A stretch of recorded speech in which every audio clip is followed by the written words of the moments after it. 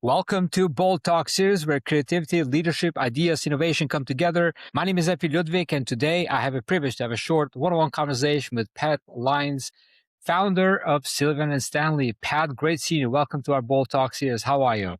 Thanks, Epi. It's really good to be sharing a podcast with you. It's only taken 10 years for us to get together. I've been following your work for many, many years now of, inspiring fresh ideas with the power of the crowd. So I appreciate everything you do.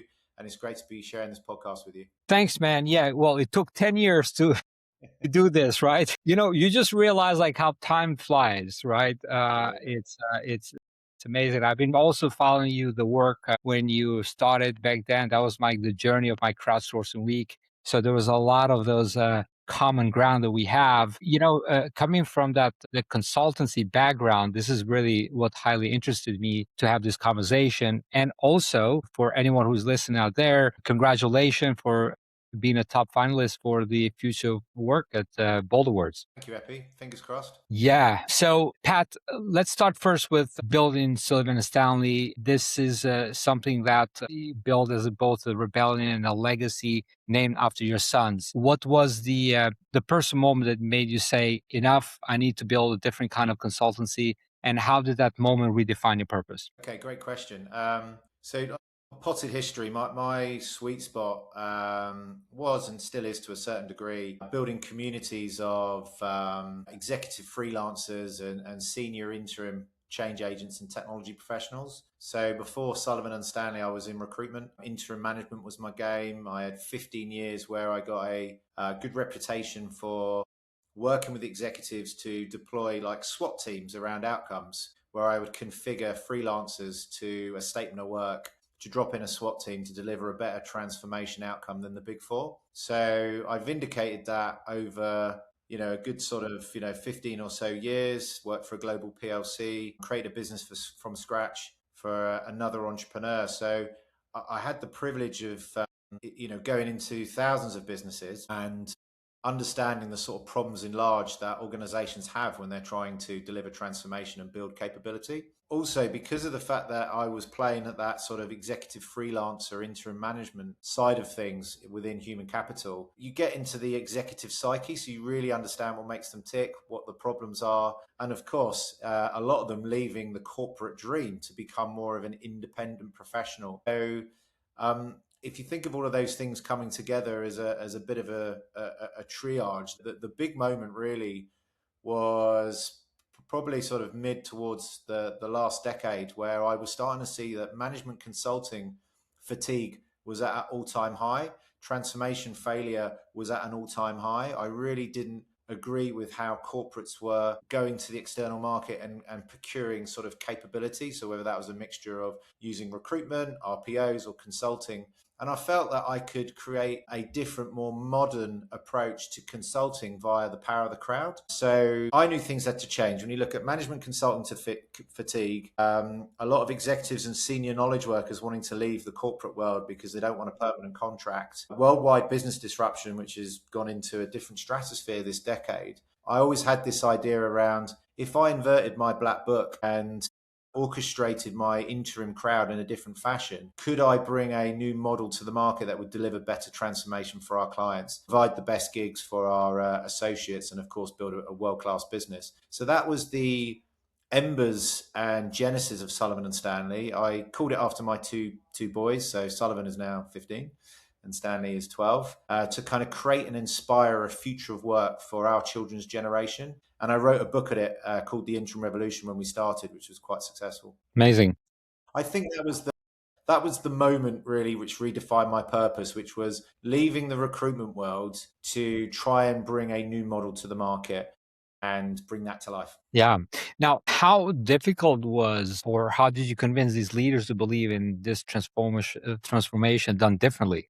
I mean, that's also a very, very big question. I took revolution energy to the market. So if you think about what's legacy thinking at the moment, it's still there, but it was rife last decade, which is this kind of premise of you don't get fired for hiring IBM. So if you are a exec in a shareholder primacy era kind of organization, do you really want to make a big bet on huge transformation and put your career on the line? No. So I needed to do something different with this model. So I harnessed the power of the interim crowd. So from a academic perspective, I interviewed 200 executives who gave me a view on where they saw the future of work and the kind of ideal professional services model that they would be looking for. So that was very helpful when you're going off into a meeting to pitch a new model to an exec group and you're going in as a published author with a book. That very much helped. But I think the real catalyst was inverting my black book of 1,000 change agents and creating this thing which we called the Change Society. So the revolution energy in it was kind of two-sided.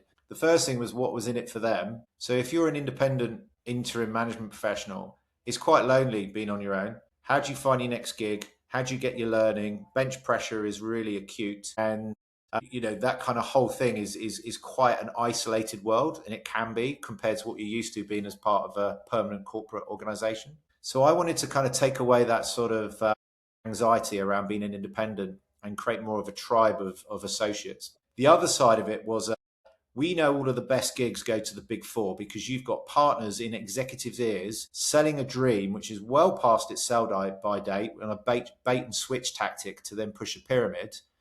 Isn't it a much better way to get 4 client-side experts configured around a statement of work, loyal to you as the sponsor? So the positioning we took, which really, really caught fire. So there was a revolutionary energy. There was the power of the crowd going into bat for you from marketing, referrals, and visible PR. There was a workforce model that could compete with the larger brands. And there was also this position which I call client side. So we are vendor agnostic. We're not supply side. The whole of Sullivan Stanley has been built on the antithesis of large consulting models. So clients like that. They like the fact that they can trust us. They like the fact that we're on their side of the fence. And they like that we were born out of a proper bit of research, was validated on the things that aren't working and the things that are. And so I'll happily send a PDF copy that you can share in the notes if anyone wants to read the Interim Revolution. But it really did identify sort of 7 big problems, which I think are still, some of them are quite there. So if you think about the pyramid model, that's now getting eaten from the bottom up by AI, but that was a huge part of why I think transformations were failing. You've got the trust deficit, the bait and switch tactics, the fact that older consultant models breed dependency rather than trying to fix the problem and actually deliver real transformation. And I think a lot of consultancy treats it like a process thing and a methodology thing rather than a people thing. Like transformation is people, right? It's you're threatening identity, you're threatening jobs potentially. So it's really a people side of things. So we wanted to configure a fresh model, as discussed earlier, where we had skin in the game, we were client side. And of course, like some associates become clients, some clients become associates. So that kind of ecosystem of win-win and power of reciprocity, I think really helped us in the sort of format it still does today, but definitely pulling a brand new model into, we raced up to a 20 million revenue business in 4 or 5 years. So that was definitely the reason why. Yeah. Now, you often speak about this building the intelligent enterprise where people and technology work in harmony. I spent a decade over this about the crowdsourcing models. What does that balance really look like in practice? And what role do you believe humanity must play in the next phase of this transformation? I mean, look, humanity is a massive word, isn't it? What I believe, and we talk about this a lot at Sullivan and Stanley, and it's kind of what our ICP is, our our ideal customer persona. We're looking for brave executives. And so in the subcontext of humanity, we need executives to be more human and actually to do the right thing for organizations. So I think executives and exec groups need to be more braver. I think they need to move beyond corporate theatre and the shareholder primacy era. We're still seeing sort of the FTSE 100s and actually get real transformation done. You might have noticed on our website and a lot of our marketing and what we talk to organizations about, I truly believe most exec groups and corporates have got to 2030 to get this right. And if they don't, I think we're going to see a lot of business disruption. The intelligent enterprise for me is simply an organization where people and technology stop working in silos and they start working as one system. I think this old federated industrial model is dead, right? Middle management is dying. Strategy has to be connected to delivery. Data should be connected to decisions in real time. Humans should be empowered by AI and machines to do what uniquely human people can do that AI can't. And hopefully we'll never be able to do. So, and this needs to be in real time, not in quarterly reviews. The biggest reason transformations fail, and this is £2 trillion problem is there's a massive delta between strategy at the board and the work that happens on the ground. So that strategy to execution gap is why there is so much value leak in all investments that are made. And so we have configured this organization to think about this through sort of four prisms, four intelligences, if you like. So like human intelligence is the creativity and the judgment, right? And the relationships that only humans can bring. So, like bringing humanity to the corporate world, like it's needed, right? It's hard enough as it is. You've got artificial intelligence, which is the more sort of pattern recognition, the data processing, the heavy lifting at speed that we're all enjoying at the moment with regards to whatever tool you might be into at the moment, whether it's ChatGPT or Claude. It's making us a lot more productive, which is freeing us up to do more of the more enjoyable work. And then, of course, you've got the technology intelligence around the platforms and the architects that kind of connect everything together to configure what is the last of the sort of four prisms of intelligence, which is execution intelligence. And that's actually the organization to actually get things done, not just talk about them. And I think that's really key. I would like to see a future of work that my kids walk into where people are doing the work that they should be doing. They're energized on a daily basis. They love their work. They're not working because they just have to, and they're living for the weekends and their 20 days holiday of the year, that there's actually meaning to what they're doing and they're actually doing the best work that they should be doing rather than being stuck in meetings, playing corporate politics and theatre and all this kind of stuff. So that's where Sullivan Stanley's moved into, really, which is that top-end execution consulting to help configure organizations so they can move faster than the pace of change at the moment. Yeah. Most companies probably have one or two of these, but no one has all four working in parallel, and that's kind of the crusade that we're on at the moment. Yeah, it's interesting because I mean that beautiful future that instead of we go to work, we get to work, but we get to work comes with a more like a deeper understanding and connecting with each other. Because when you look at, for example, organizations that are misaligned, they have a terrible culture and their disengagement is up to the point that it's very hard to fix it. People don't just get disengaged or they don't get misaligned. There's got to be something at the start where things start to pile up, and I think it's because we're placing people, or we're assuming a lot about people, and we putting people in a box, and it's very hard to unbox these people, right? And so this comes back to the culture can make and break transformation. What have you learned about building teams that can thrive under immense pressure while still protecting their sense of purpose and belonging? Yeah, I mean, look, we talk about this a lot at Sullivan Stanley. Culture it's not a poster on the wall, and it's what people kind of do when sort of no one's looking, and when everything's on fire, right? That's usually when you see some of the poorer behaviours. So I suppose we've learned, and I've learned, that you can't sort of bolt culture onto a transformation. It actually emerges from how the team works, or it just actually doesn't exist at all. So, there's a piece in there around team dynamics. One of our components of the mission-based working, really, which is something we call the glass tube, which is how we kind of protect a way of working. And this is kind of designed for this. So if you think about that future of work and how organizations can configure differently to deliver the outcomes that they care most about, taking a small group of brilliant people and then giving them a mission that actually matters, that they're really energized about, and make everything transparent. And whilst as leaders in this business, creating more of a servant leadership approach to supporting progress, removing blockers, and being able to identify failures before they happen. Then what we find is that transformation teams and teams that are in that sort of transformation game stop kind of performing for management and they start performing for each other. You start treating them like adults rather like children in a sort of micromanagement structure where you actually arrange them around OKRs and you give them an objective and they can figure out the key results and then they hold each other to task.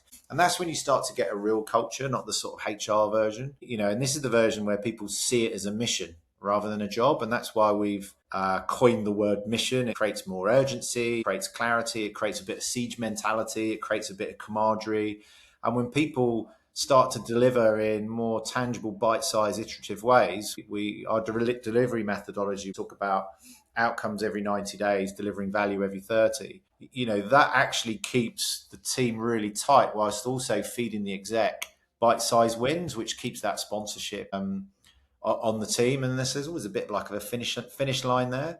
and they can actually see where the fruits of their labour is actually going, so they don't burn out and they're sort of lit up more. So I think burnout comes from people that are institutionalized in organizations that actually don't want to be there, but they haven't got the risk appetite because they've got financial commitments, big, long 18-month to 3-month programs, which never achieve anything, especially in this modern world. So, I think those sort of smaller, cross-functional, protected teams in a real-time kind of strategy to execution kind of glass tube is a great start for building a culture in an organization, and then that sort of ground up change is then how you get to deliver the transformation in an organization. It starts slice by slice by slice. These big bang approaches, that they just don't work. They just don't work. So that's why we and I named the business after my two kids. Is in my previous life, you just go into these organizations, you see everyone's just disengaged, dead behind the eyes. Like, what's the point? We only live once. Like, we've got to enjoy what we do. Yeah, that's a great point. We're running out of time. Pat, I'd like to ask this question to all my guests, and that is about the word bold. What does that mean to you personally? Bold. I mean, the first word that came to my head was brave, right? It's following your intuition to make the big moves that matter most. Well said. Pat, so great seeing you. Looking forward to connect again. Until that time, take care, be great, and be bold. Thank Bye-bye. you, Epi, for your time. Really enjoyed that.